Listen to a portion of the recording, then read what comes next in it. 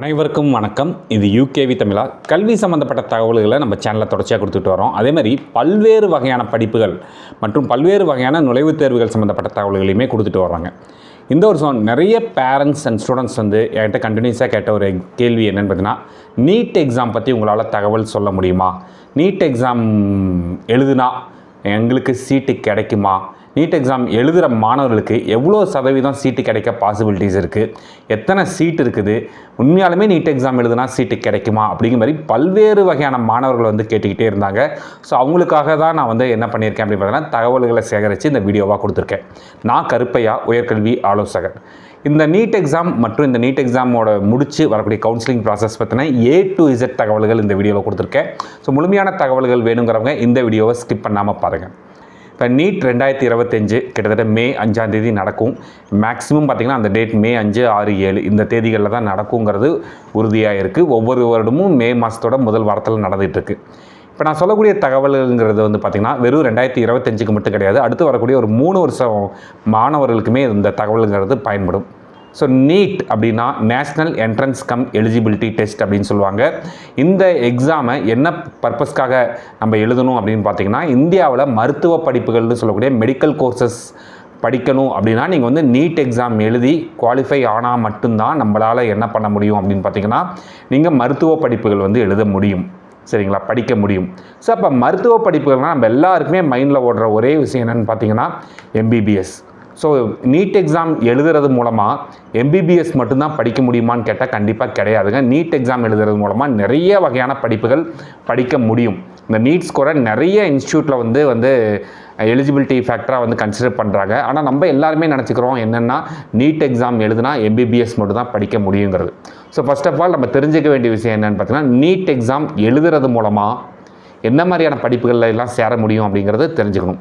First MBBS கோர்ஸில் join பண்ண முடியும். ரெண்டாவது டென்டல் ஸ்டடீஸ் BDSன்னு சொல்லுவாங்க, அது சம்மந்தப்பட்ட படிப்புகள் படிக்க முடியும். மூணாவது ஆயுஷ் அப்படின்னு சொல்லுவாங்க.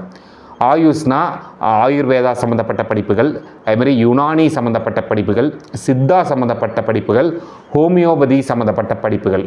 இந்த 5 மொத்தம் ஆயுஷில் 5 இருக்குங்க. அதில் யோகா அண்ட் நேச்சுரல் சயின்சஸ்க்கு மட்டும் நீட் எக்ஸாம் தேவையில்லை. மிச்சம் இருக்கக்கூடிய 4 படிப்புகளுக்குமே தேவை. ஸோ MBBS BDS ஆயுஷில் ஒரு 4 வகையான கோர்ஸ், மொத்தம் 6 கோர்ஸுக்கு பார்த்திங்கன்னா இந்த நீட் எக்ஸாம்ங்கிறது கண்டிப்பாக தேவை.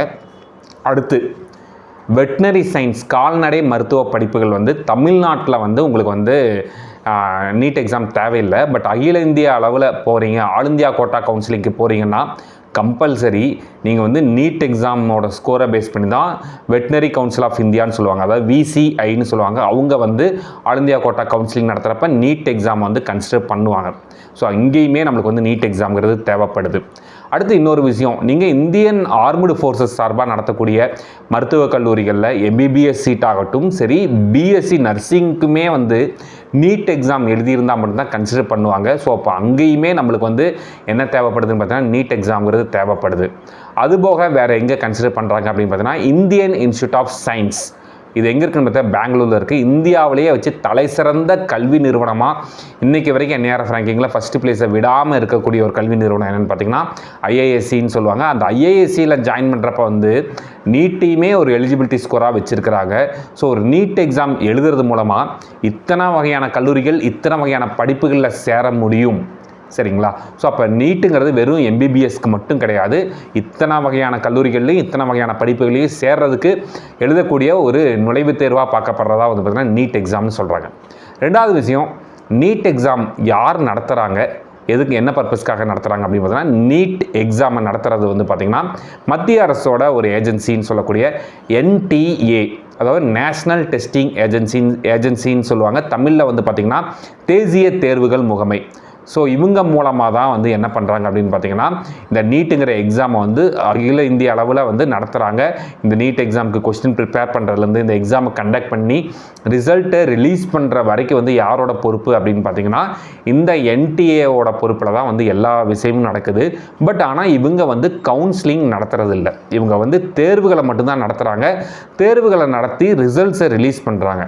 ஸோ இந்த எக்ஸாமுக்கான அப்ளிகேஷன் ப்ராசஸ் மற்றும் பார்த்திங்கன்னா எக்ஸாம் கண்டக்ட் பண்ணுற ப்ராசஸ், தென் ரிசல்ட், இதோட NTAவோட வேலைங்கிறது முடிஞ்சிருது. அதுக்கடுத்து நீங்கள் அந்த நீட் ஸ்கோரை வச்சு என்ன பண்ணலாம் அப்படின்னு பார்த்தீங்கன்னா, தமிழ்நாட்டை சேர்ந்த மாணவர்கள் 2 வகையாக வந்து நீங்கள் வந்து கல்லூரிகளில் வந்து சேரலாம். அதுக்கு அந்த ப்ராசஸ் பேர் என்னென்னு பார்த்தீங்கன்னா கவுன்சிலிங் ப்ராசஸ் அப்படின்னு சொல்லுவாங்க. ஸோ தமிழில் கலந்தாய்வுன்னு சொல்லுவாங்க. ஸோ தமிழ்நாட்டை சேர்ந்த மாணவர்கள் 2 வகையான கலந்தாய்வில் பார்ட்டிசிபேட் பண்ணலாம். ஒன்று வந்து பார்த்திங்கன்னா, தமிழ்நாடு அரசால் நடத்தக்கூடிய தமிழ்நாடு அரசோட சுகாதாரத்துறை சார்பாக நடத்தக்கூடிய டிஎன் மெடிக்கல் செலெக்ஷன், அதாவது தமிழ்நாடு மெடிக்கல் செலெக்ஷன் அப்படின்னு சொல்லக்கூடிய ஒரு கமிட்டி, டிஎன் மெடிக்கல் செலெக்ஷன் கமிட்டின்னு சொல்லுவாங்க.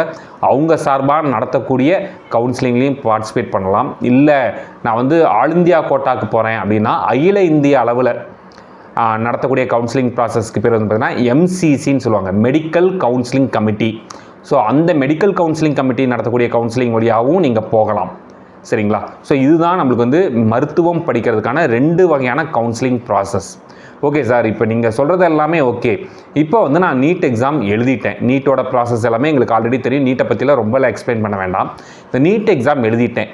எனக்கு எவ்வளோ ப்ராபபிலிட்டி இருக்குது, எவ்வளோ ப்ராபபிலிட்டினா எவ்வளோ வாய்ப்புகள் இருக்குது எனக்கு சீட்டு கிடைக்க அப்படின்னு பார்த்தீங்கன்னா, இப்போ கடைசி வருஷ டேட்டா எடுத்துக்கிறோம். கடைசி வருஷ டேட்டா படி பார்த்திங்கன்னா மொத்தம் 25 லட்சம் மாணவிகள் வந்து பார்த்திங்கன்னா கடந்த வருஷம் நீட் எக்ஸாம்ங்கிறது எழுதியிருக்கிறாங்க.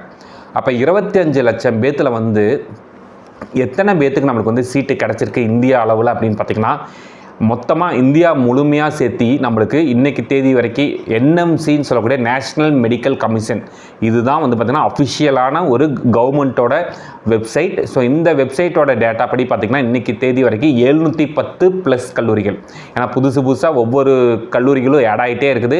நான் எடுத்த டேட்டா வரைக்கும் பார்த்திங்கன்னா 710 ப்ளஸ் 718 கல்லூரிகள் என்னுடைய என்எம்சி வெப்சைட்டில் வந்து நான் செக் பண்ண வரைக்கும் இருந்த கல்லூரிகளோட லிஸ்ட்டு.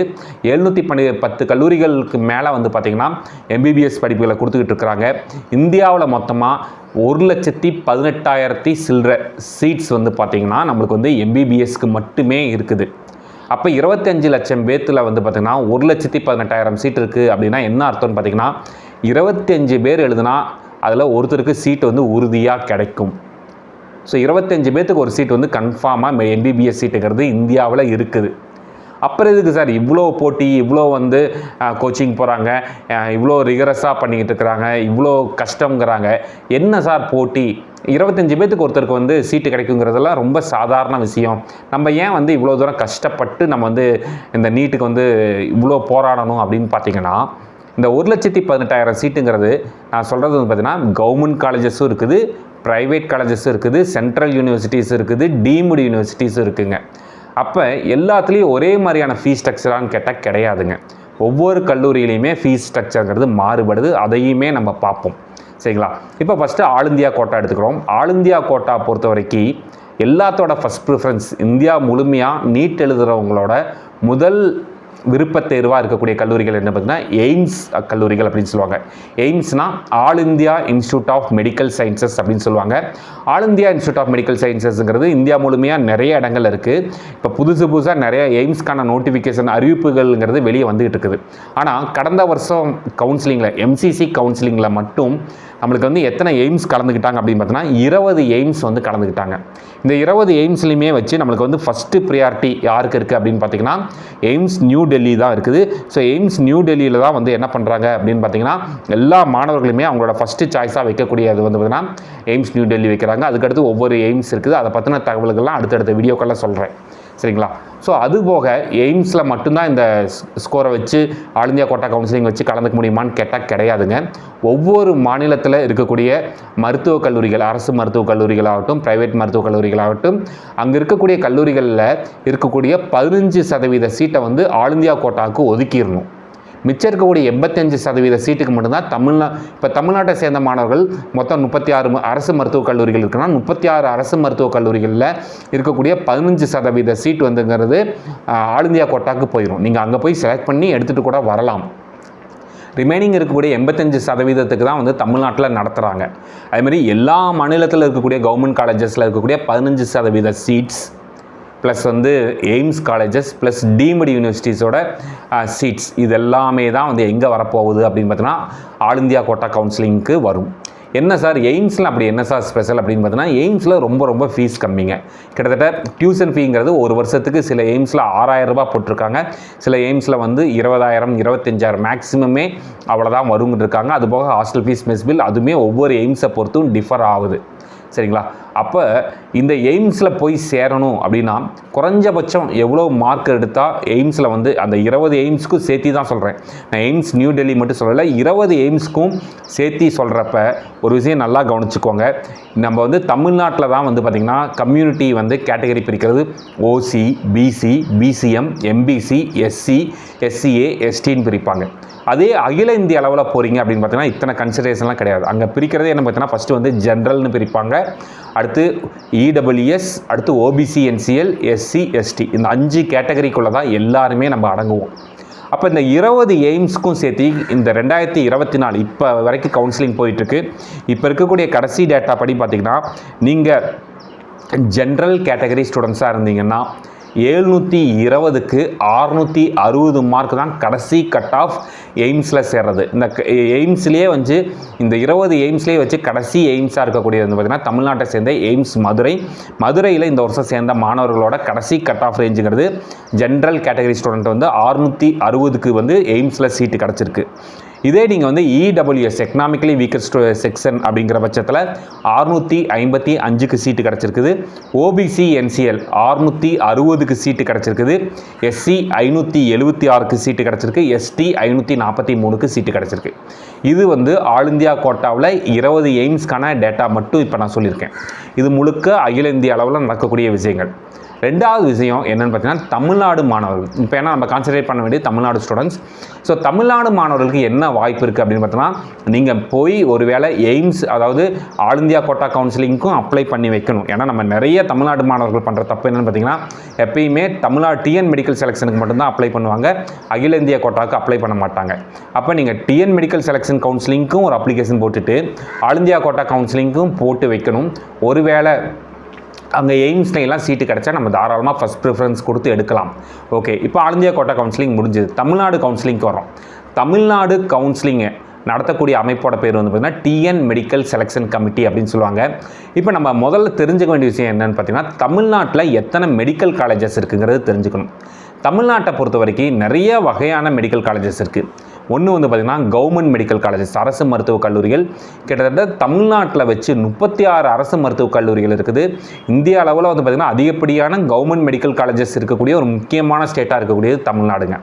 36 கவர்மெண்ட் மெடிக்கல் காலேஜஸ் இருக்குதுங்க. அதுபோக வந்து பார்த்திங்கன்னா நம்மளுக்கு 22 ப்ரைவேட் காலேஜஸ், ஏன்னா கவுன்சிலிங் டைமில் கூட சில கல்லூரிகள் ஆட் ஆகுது. 22 ப்ரைவேட் காலேஜஸ் இருக்குது, 4 ப்ரைவேட் யூனிவர்சிட்டிஸ் இருக்குங்க. அது வந்து கவர்மெண்ட்டுக்கு கீழே தான் வருது. 4 ப்ரைவேட் யூனிவர்சிட்டிஸ் இருக்குது. அதுபோக 20+ டீம்டு யூனிவர்சிட்டிஸ் இருக்குது. எய்ம்ஸ் ஒரு கல்லூரி இருக்குது. கிட்டத்தட்ட வந்து பார்த்தீங்கன்னா ஒரு 79லேருந்து 80 கல்லூரிகள் வரைக்கும் இருக்குது.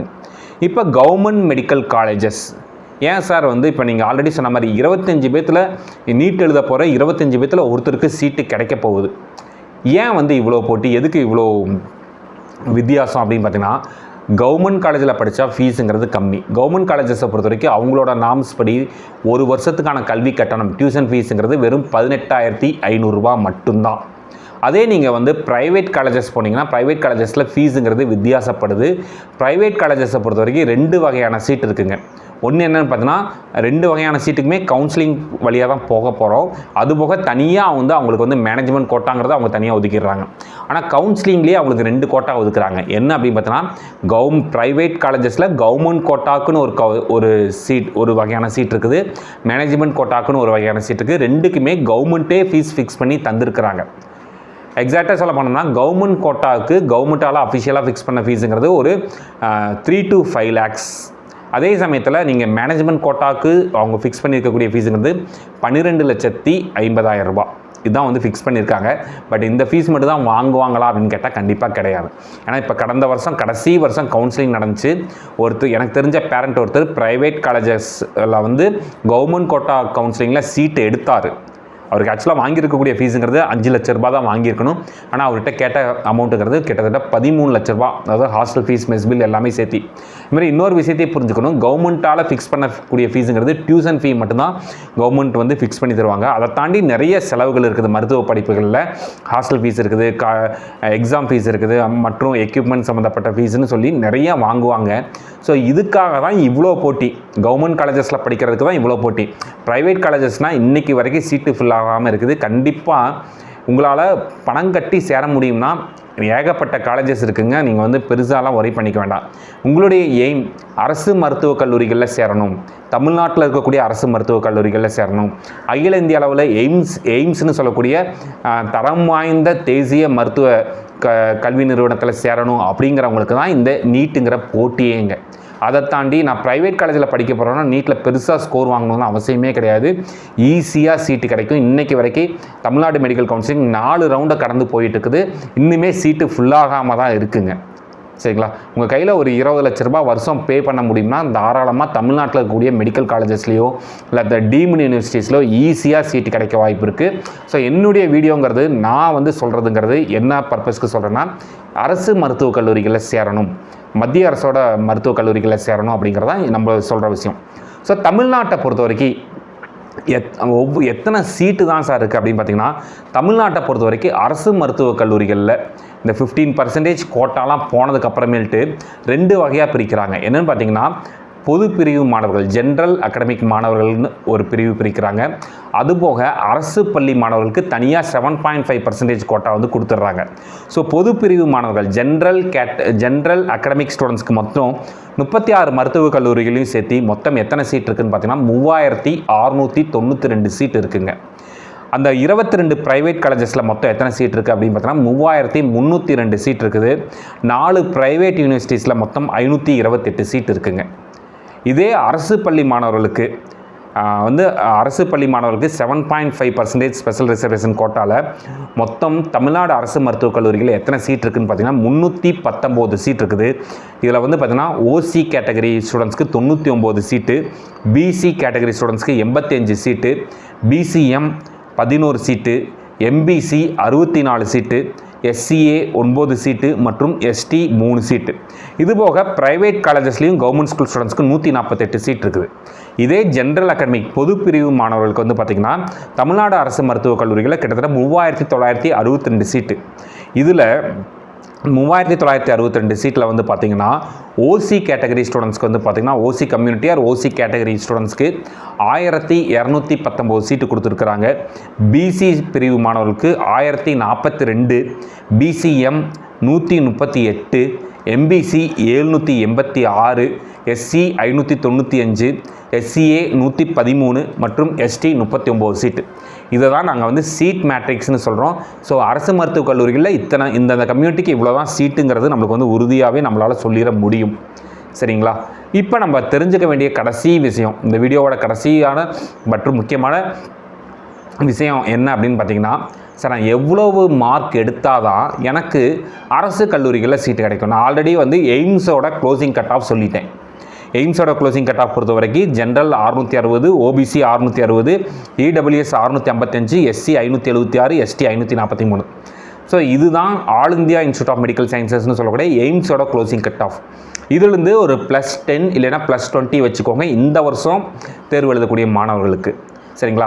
அப்போ தமிழ்நாடு கவர்மெண்ட் மெடிக்கல் காலேஜஸில் நான் சீட் எடுக்கணும் சார், நான் எய்ம்ஸை பற்றிலாம் யோசிக்கலை, எனக்கு தமிழ்நாட்டில் சீட்டு கிடச்சா போதும். தமிழ்நாட்டில் இருக்க 36 கல்லூரியில் கடைசி 36வது கல்லூரியோட கடைசி டேட்டா உங்களால் சொல்ல முடியுமான்னு கேட்டால் கண்டிப்பாக என்னால் சொல்ல முடியும். என்னென்னு பார்த்தீங்கன்னா, இந்த வருஷம் 2024 கவுன்சிலிங்கில் கிட்டத்தட்ட ஃபஸ்ட் ரவுண்ட் முடிஞ்சு, செகண்ட் ரவுண்ட் முடிஞ்சு, ஸ்டே வேகன்சி என்னென்னமோ போயிட்டே இருக்குங்க. ஆனால் கடைசி டேட்டா படி பார்த்திங்கன்னா தமிழ்நாட்டில் இருக்கக்கூடிய 36வது கடைசி கவர்மெண்ட் மெடிக்கல் காலேஜில் இருக்கக்கூடிய கடைசி சீட்டோட க்ளோசிங் கட் ஆஃப்ங்கிறது சொல்கிறேன். ஓசி கேட்டகரிக்கு 650 சீட்டு முடிஞ்சிருக்கு, பிசி கம்யூனிட்டிக்கு 619 சீட்டு முடிஞ்சிருக்கு, பிசி முஸ்லீம் 612க்கு சீட்டு முடிஞ்சிருக்கு, எம்பிசி 602 சீட்டு முடிஞ்சிருக்கு, எஸ்சி 535 சீட்டு முடிஞ்சிருக்கு, எஸ்சிஏ 463 சீட்டு முடிஞ்சிருக்கு, எஸ்டி 477 சீட்டு முடிஞ்சிருக்குங்க. ஸோ இப்போ நான் சொன்னதெல்லாமே 36வது மருத்துவக் கல்லூரியோட கடைசி கட் ஆஃப். அப்போ இந்த வருஷம் இதிலிருந்து +10 இல்லைன்னா +20 போட்டுக்கோங்க. ஏன்னா அவ்வளோ போட்டிகள் வந்து நடந்துக்கிட்டு இருக்குங்க. அப்போ அவ்வளோ மார்க் எடுத்தால் தான் கடைசி சீட்டையாச்சும் நம்மளால் வாங்க முடியும். அப்போ அதுக்கு மேலே நீங்கள் நினைக்கிற டாப் மோஸ்ட் கல்லூரிகள் நினைக்கக்கூடிய மெட்ராஸ் மெடிக்கல் காலேஜ் ஆகட்டும், நம்மளுக்கு வந்து Stanley medical college, KMC Kilpauk medical college, Coimbatore medical college, Madurai medical college, Trichy, Salem, இது மாதிரி முக்கியமான மருத்துவக் கல்லூரிகளெல்லாம் சேரணும்னா அப்போ இதை விட எவ்வளோ மார்க் எடுக்கணுங்கிறத நீங்களே யோசிச்சுக்கோங்க. அப்போ இன்னொரு கேள்வி வரலாம், சார் அரசு பள்ளி மாணவர்களுக்கான டேட்டா சொல்ல முடியுமா? கவர்மெண்ட் ஸ்கூல் ஸ்டூடெண்ட்ஸ் வந்து கடந்த வருஷம் எவ்வளோ மார்க் எடுத்தவங்களுக்கு வந்து கவர்மெண்ட் மெடிக்கல் காலேஜஸில் சீட்டு கிடச்சிது அப்படின்னு பார்த்தீங்கன்னா, உங்களுக்கு வந்து ஓசி கேட்டகரி ஸ்டூடெண்ட்ஸ், அதாவது நான் சொல்கிறது 7.5% ஸ்பெஷல் ரிசர்வேஷனில் கவர்மெண்ட் ஸ்கூல் ஸ்டூடெண்ட்ஸ்க்கு வந்து பார்த்திங்கன்னா ஓசி கேட்டகரி ஸ்டூடெண்ட்ஸ்க்கு 495க்கு வந்து சீட்டுங்கிறது கிடச்சிருக்குங்க. லாஸ்ட்டு சீட்டு நான் சொல்கிறது, நான் ஃபஸ்ட்டு சீட்டை பற்றி சொல்லலை, லாஸ்ட்டு சீட்டுங்கிறது 495க்கு கிடச்சிருக்குது. பிசி கேட்டகரி ஸ்டூடெண்ட்ஸ்க்கு 484க்கு சீட்டு கிடச்சிருக்கு. பிசிஎம் 521க்கு சீட்டு கிடச்சிருக்குது. சாரி, இதில் வந்து பார்த்திங்கன்னா ஓசிக்கு வந்து ஓசி கேட்டகரிக்குன்னு சீட்டு கிடையாது. சொல்கிறேன் பார்த்துக்கோங்க. பிசிக்கு வந்து 495, BCM 484, MBC 521, SC 467, SCA 487, ST 440. So இந்த கட் ஆஃபுக்கு தான் வந்து சீட்டு கிடச்சிருக்கு. இப்போ இந்த வருஷம் இன்னும் நிறைய பேர் எழுதுகிறாங்க. இப்போ இதுலேருந்து இன்னும் கூடுதலாக 10லேருந்து 20 மதிப்பெண்கள் வாங்கணும். இதுதான் நான் வந்து பார்த்திங்கன்னா நீட் சம்மந்தப்பட்ட, தமிழ்நாடு அரசு கவுன்சிலிங் சம்மந்தப்பட்ட, ஆல் இந்தியா கோட்டா கவுன்சிலிங் சம்மந்தப்பட்ட தகவல்கள் எல்லாத்தையுமே சொல்லிட்டேன். இதுதான் எக்ஸாக்டான டேட்டாஸ். இது வந்து பெருசாலாம் மாறுபடாது. கிட்டத்தட்ட இந்த டேட்டாங்கிறது ஒரு 2 வருஷத்துலேருந்து 3 வருஷத்துக்கு வந்து நம்மளுக்கு உபயோகமாக இருக்கும். இப்போ நம்ம கிட்ட இருக்கக்கூடிய காமனான ஒரு கேள்வி என்னன்னு பார்த்தீங்கன்னா, சார் இப்போ வந்து நம்ம வந்து நீட் எக்ஸாமுக்கு என்ன பாசிபிலிட்டி இருக்குது? நீங்கள் சொல்கிறீங்க 25 பேர்த்துக்கு ஒருத்தருக்கு கண்டிப்பாக சீட் இருக்குது, அதில் வந்து எந்த மாற்றமும் கிடையாது. அது போக நம்மளோட எய்ம்ங்கிறது அரசு மருத்துவக் கல்லூரிகளில் போய் சேர்றதுல தான் இருக்குது. இப்போ தான் சார் நான் வந்து 12th வந்து படிக்கிறேன். 12th படிக்கிறேன்னா நான் வந்து 11லேருந்தே நான் வந்து இந்த நீட்டுக்கான ப்ரிப்ரேஷன் வந்து பண்ணிகிட்டு இருக்கேன். எங்களுக்கு சீட்டு கிடைக்க எவ்வளோ பாசிபிலிட்டிஸ் இருக்குது அப்படின்னு பார்த்தீங்கன்னா, இந்த நீட் எக்ஸாமில் ஒரே ஒரு சின்ன குறை இருக்குது. என்னென்னு பார்த்தீங்கன்னா, இந்த நீட் எக்ஸாமை யார் வேணாலும் எத்தனை தடவை வேணாலும் எழுதலாம். இதுதான் இருக்கக்கூடிய மிகப்பெரிய தவறே. ஏன்னா ஜேஇஇ எக்ஸாமை வந்து பார்த்திங்கன்னா ஒரு மாணவர் 2 தடவை தான் எழுத முடியும். இப்போ கூட அட்வான்ஸில் வந்து ஜேஇஇ அட்வான்ஸில் வந்து 3 தடவை எழுதலான்னு கொண்டு வந்துட்டு திருப்பி குறைச்சிட்டாங்க. ஆனால் நீட்டுக்கு வந்து அந்த மாதிரி எந்த லிமிட்டேஷனும் பண்ணுறதில்ல. எனக்கு தெரிஞ்சு நம்மளோட பேரண்ட்ஸே ஒருத்தங்க சொன்னாங்க, சார் எனக்கு தெரிஞ்ச ஃப்ரெண்டோட பொண்ணு, ஏன்னா அவங்க பொண்ணு வந்து ஒரு 3 வருஷத்துக்கு முன்னாடி நம்மகிட்ட கவுன்சிலிங் அட்டன் பண்ணி ஒரு கல்லூரியில் சேர்ந்தாங்க. அவங்க இன்டகிரேட்டட் கோர்சஸ் படிக்கிறாங்க. கிட்டத்தட்ட படித்து முடிக்கிற ஸ்டேஜுக்கு வர போகிறாங்க. இன்னும் ஒரு 2 வருஷத்தில் முடிக்க போகிறாங்க. அந்த பொண்ணோட கிளாஸ்மேட்டே வந்து இன்னுமே ப்ரிப்பேர் பண்ணிக்கிட்டு இருக்கிறாங்க. சில பேரண்ட்ஸ் சொல்கிறாங்க, நான் சார் எங்கள் பிள்ளைங்க 5 வருஷமாக எழுதிக்கிட்டு இருக்காங்க, 3 வருஷமாக எழுதுகிறாங்க, 2 வருஷமாக எழுதுகிறாங்க. இது வந்து நான் நேரடியாக பேசின பேரண்ட்ஸோட தகவல்கள். இதை தாண்டி ரொம்ப வருஷமாக ப்ரிப்பேர் பண்ணுறவங்களும் இருந்துக்கிட்டே தான் இருக்கிறாங்க. அப்போ இதில் வந்து லிமிட்டேஷனே இல்லை. இதுதான் இந்த நீட் எக்ஸாமில் இருக்கக்கூடிய மிகப்பெரிய ப்ராப்ளமாக நான் பார்க்குறது. ஏன்னா ஒரு எக்ஸாமை ஒரு 2 தடவை எழுதலாம், 3 தடவை எழுதலாம்னா நம்மளுக்கு இந்த ரிப்பீட்டர்ஸோட எண்ணிக்கை வந்து அதிகரிச்சுக்கிட்டே போகாது. இப்போ என்னென்னு பார்த்தீங்கன்னா, ஒரு 25 லட்சம் பேர் எழுதுகிறாங்கன்னா கிட்டத்தட்ட 10 லட்சத்துக்கும் மேற்பட்ட மாணவர்கள் வந்து பார்த்தீங்கன்னா ரிப்பீட்டர்ஸாக இருக்கிறப்ப அவங்க முழு நேர வேலையே வந்து பார்த்திங்கன்னா இந்த நீட் எக்ஸாமுக்கு படிக்கிறது மட்டும்தான். அதுபோக இந்த நீட் எக்ஸாமை பொறுத்த வரைக்கும் மருத்துவக் கல்லூரிகளில் அவங்க வந்து நீட் ஸ்கோரை மட்டும்தான் கன்சிடர் பண்ணுறாங்க, 12th ஸ்கோரை கன்சிடர் பண்ணுறதே இல்லை. அப்போ என்ன பண்ணலாம் அப்படின்னு பார்த்திங்கன்னா, ஒரு மாணவர் 12th மட்டும் படித்து முடிச்சுட்டு நீட்டுக்கு மட்டும் தனியாக உட்காந்து வேறு எந்த ஒரு டிஸ்டர்பன்ஸும் இல்லாமல் 2 வருஷம் 3 வருஷமாக உட்காந்து ப்ரிப்பேர் பண்ணுற மாணவர்களுக்கு தான் பெரும்பாலுமே சீட்டு கிடைக்கிறதுக்கான வாய்ப்புகள்ங்கிறது இருக்குதுங்க. இதுதான் இன்றைக்கான உண்மையான சூழ்நிலையும் கூட. சரிங்களா? ஸோ அப்போ நான் வந்து ப்ரெசண்ட்டாக 12th படிக்கிறேன் சார், நான் ஃப்ரெஷ்ஷாக நீட் எழுத போகிறேன், எனக்கு சீட்டு கிடைக்க வாய்ப்பு இருக்குதான்னு கேட்டால் எனக்கு தெரிஞ்ச வரைக்கும் இந்த புதுசாக எழுத போகிறவங்களுக்கு ஒரு 10% தான் சீட்டு கிடைக்க வாய்ப்பு இருக்குது. மற்றபடி ஆல்ரெடி ரொம்ப வருஷமாக ப்ரிப்பேர் பண்ணுறவங்க நீட் ரிப்பீட்டர்ஸ் தான் வந்து திரும்ப திரும்ப சீட்டை எடுத்துக்கிட்டே இருக்கிறாங்க. ஸோ இதில் ஒரே ஒரு விஷயம் பண்ண வேண்டியது என்னென்னு பார்த்தீங்கன்னா, ஒன்று வந்து நீட்டுக்கு ஏதாவது ஒரு லிமிட்டேஷன் கொண்டு வந்தாகணும். லிமிட்டேஷனாக ஒரு மாணவர் 2 தடவை அப்பியர் ஆகலாம், இல்லை 3 தடவை தான் அப்பியர் ஆகலாம், இல்லை +2 முடித்து ஜேஇஇ எக்ஸாமுக்கு இருக்க மாதிரி +2 முடித்து 1 வருஷத்துக்கு மட்டும்தான் அலவுடு. இப்படி ஏதாவது ஒரு லிமிட்டேஷன்ஸ் கொண்டு வராத வரைக்கும் ஒரு ஃப்ரெஷராக வந்து நீட் எக்ஸாமை கிளியர் பண்ணுறது கஷ்டம். இதில் தமிழ்நாடு மாணவர்களுக்கு இருக்கக்கூடிய ஒரு மிகப்பெரிய அட்வான்டேஜ் என்னென்னு பார்த்தீங்கன்னா, கவர்மெண்ட் ஸ்கூல் ஸ்டூடெண்ட்ஸ் கோட்டாவில் வந்து கொஞ்சம் மாணவர்கள் வந்து +2 படிக்கிற மாணவர்களே சீட் எடுக்கிறாங்க. பட் இப்போ அங்கேயும் என்ன ஆயிடுச்சுன்னு பார்த்தீங்கன்னா, ரிப்பீட்டர்ஸோட எண்ணிக்கை அதிகரிச்சுக்கிட்டே போகுது. ஸோ ரிப்பீட்டர்ஸோட எண்ணிக்கை எந்த அளவுக்கு அதிகரிக்குதோ அந்தளவுக்கு ஃப்ரெஷ் மாணவர்களுக்கான வாய்ப்புங்கிறது குறையுது. ஸோ என்னுடைய ஒரு சின்ன அட்வைஸ் பேரண்ட்ஸை பொறுத்த வரைக்கும் என்னென்னு பார்த்தீங்கன்னா, ஒரு நீட் எக்ஸாமை ஒரு 2 தடவை எழுத வைங்க. அதாவது 2 தடவை எழுத வைங்கன்னா, இப்போ நீங்கள் 12ஆம் வகுப்பு படிக்கிறப்போ ஒரு டைம் எழுத வைங்க. அந்த நீட்டோட அவங்க ஃபிக்ஸ் பண்ணிக்கக்கூடிய மினிமம் எலிஜிபிலிட்டி, அதாவது இப்போ ஓசி பிரிவு மாணவர்களுக்கு 650 வாங்கினா தான் சீட்டு கிடைக்கும்னா, உங்கள் குழந்தை 600க்கு மேலே மார்க் வாங்கி ஒரு 50 மார்க்கில் சீட்டு விட்டாங்கன்னா மட்டும் நீங்கள் என்ன பண்ணிக்கலாம் அப்படின்னு பார்த்தீங்கன்னா, அடுத்த வருஷம் நீட் ரிப்பீட் பண்ணுங்கள். ஆனால் இங்கே அப்படி பண்ணுறதில்ல. 650 வாங்கின இடத்துல இங்கே நம்ம குழந்தைங்க 300 தான் வாங்கியிருப்பாங்க, 350 தான் வாங்கியிருப்பாங்க. பட் அவங்கள போட்டு நம்ம ப்ரெஸ் பண்ணுறோம். அப்படிலாம் ப்ரெஸ் பண்ண வேண்டாம். ஏன்னா நீட்டோட போட்டிகள் அதிகரிச்சுக்கிட்டே போகுதுங்க. நீங்கள் அரசு மருத்துவக் கல்லூரிகளில் தான் சேர போகிறீங்க அப்படின்னு முடிவு பண்ணிட்டீங்கன்னா, ஒரு 50 மார்க் டிஃப்ரென்ஸில் வந்து சீட்டு விட்டுருந்தீங்கன்னா மட்டும் ரிப்பீட்டர்ஸ் போங்க. அப்படி இல்லைன்னா தயவு செஞ்சு போக வேண்டாம். ஏன்னா உங்கள் குழந்தைங்களோட டைமை வந்து ரொம்பவும்லாம் வேஸ்ட் பண்ண வேண்டாம். இல்லை சார், என்னால் கன்ஃபார்மாக என் குழந்தை வந்து நீட்டு மட்டும்தான் கான்சென்ட்ரேட் பண்ணுறாரு அப்படின்னு நிறைய பேரண்ட்ஸ் சொல்கிறாங்க. ஆனால் பேரண்ட்ஸ் தான் இன்ட்ரெஸ்ட் காட்டுறாங்களே தவிர்த்து அங்கே படிக்கக்கூடிய மாணவர்களுக்கு அந்த இன்ட்ரெஸ்ட் போயிடுது. ஏன்னா ஒரே விஷயத்தை திரும்ப 2 வருஷம் 3 வருஷம் படிக்கிறப்ப அவங்களுக்கே ஆர்வம் குறையுது. உங்களுக்கு இருக்கக்கூடிய இன்ட்ரெஸ்ட் உங்கள் குழந்தைங்களுக்கும் இருந்துச்சுன்னா தாராளமாக ரிப்பீட் பண்ணுங்கள். நான் வந்து உங்களை வந்து டிஸ்கரேஜ் பண்ணவே கிடையாது. என்னுடைய எந்த ஒரு வீடியோவுமே நான் வந்து சொல்கிறது என்ன பார்த்தா உண்மையான ஃபேக்டர்ஸை தான் சொல்லிகிட்டு இருக்கேன். டிஸ்கரேஜிங் ஃபேக்டர்ஸே கிடையவே கிடையாது. ஏன்னா நிறைய பேர் வந்து என்னுடைய வீடியோஸ் பார்த்துட்டு கீழே கொடுக்குற கமெண்ட்ஸே என்னென்னு பார்த்தீங்கன்னா, சார் நீங்கள் வந்து டிஸ்கரேஜ் பண்ணுற மாதிரி பேசுகிறீங்க அப்படின்னு சொல்கிறாங்க. நான் டிஸ்கரேஜ் பண்ணுற மாதிரி பேசல, நான் உண்மையான ஃபேக்டர்ஸை பேசுகிறேன். ஏன்னா கடந்த சில வருஷங்களாக நான் பார்த்துக்கிட்டு இருக்கக்கூடிய பேரண்ட்ஸ், ஏன்னா நம்மக்கிட்ட வந்து தைரியமாக சொல்கிறவங்க எக்ஸாம் எழுதுகிற வரைக்கும் தைரியமாக இருப்பாங்க, ரிசல்ட் வர்ற வரைக்கும் தைரியமாக இருப்பாங்க. ரிசல்ட் வந்ததுக்கப்புறம் உடஞ்சி போன நிறைய பேரண்ட்ஸ், அழுத நிறையா ஸ்டூடெண்ட்ஸை வந்து நான் பார்த்துருக்கேன். நான் பர்சனலாக உட்காந்து அவங்கள கவுன்சிலிங் பண்ணி சரி பண்ணியிருக்கேன். ஸோ இதெல்லாம் நான் ஃபேஸ் பண்ணதுனால தான் என்னால் இந்த விஷயத்தை இவ்வளோ கிளியராக சாலிடாக என்னால் சொல்ல முடியுது.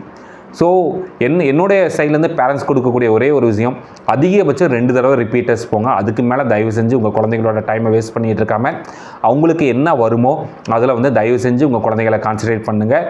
நீட்டுங்கிறது ரொம்ப பெரிய விஷயம்லாம் இல்லை, ஈஸியான விஷயம்தான். சரிங்களா? நீட்டுக்காக ரொம்ப கஷ்டப்படுறோம் அப்படின்லாம் எதுவுமேலாம் யோசிக்காதீங்க.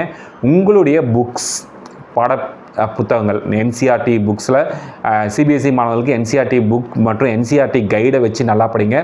தமிழ்நாடு சேர்ந்த மாணவர்கள் நம்ம எஸ்சிஆர்டின்னு சொல்லக்கூடிய தமிழ்நாடு அரசு பாடப்புத்தகங்கள்லேருந்தே கிட்டத்தட்ட 80% கொஸ்டின்ஸுங்கிறது வந்துடுது. மிச்சம் இருக்கக்கூடிய 20% கொஸ்டின்ஸ்க்கு தான் நீங்கள் வந்து என்ன பண்ணணும் அப்படின்னு பார்த்தீங்கன்னா, என்சிஆர்டி புக்ஸை நீங்கள் டிபெண்ட் பண்ணி ஆகணும்.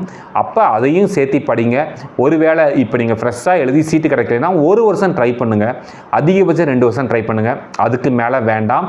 ஏன்னா ரிப்பீட்டர்ஸ் எண்ணிக்கை கூட கடைசியாக என்ன ஆகுன்னு பார்த்தீங்கன்னா, +2 ஃப்ரெஷ்ஷாக படிக்கிற எந்த ஒரு மாணவராலையும் எம்பிபிஎஸ்ங்கிற ஒரு சீட்டை எடுக்கவே முடியாது அரசு மருத்துவக் கல்லூரிகளில்.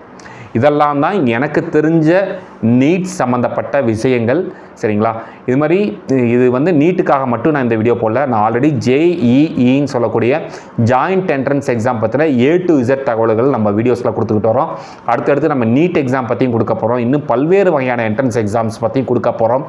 என்னுடைய நோக்கங்கிறது எல்லா வகையான படிப்புகள் சம்மந்தப்பட்ட தகவல்களையும் கொடுக்கணுங்கிறது தான்.